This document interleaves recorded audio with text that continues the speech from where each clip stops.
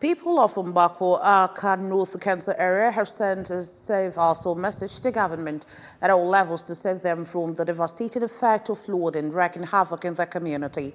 The floodwater, which they say normally come with high velocity whenever it rains from within Amede, Amakeze, or Tuluna or Naga village in the communities get to Njikoka, Amambo village to Ekagba, Iswanyocha, where it has damaged many houses, displaced about 300 families in the household and taking over 2.2 kilometers of land. Correspondent Amaka Onguzlike completes the report.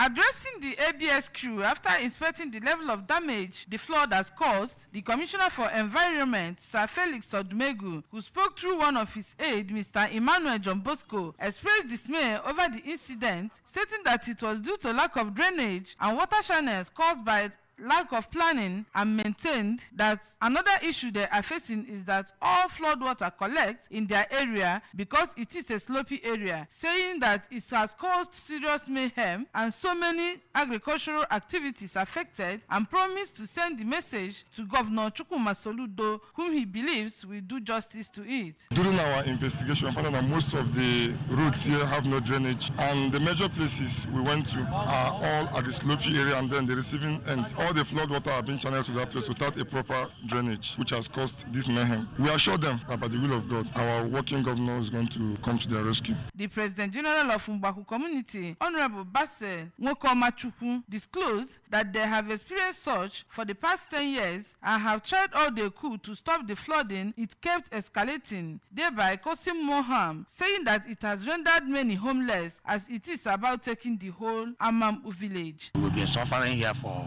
past 8 years. Strongly believe that we'll have a working governor who is capable to do the needful at the right time. I am Amaka Onguzlike for ABS News.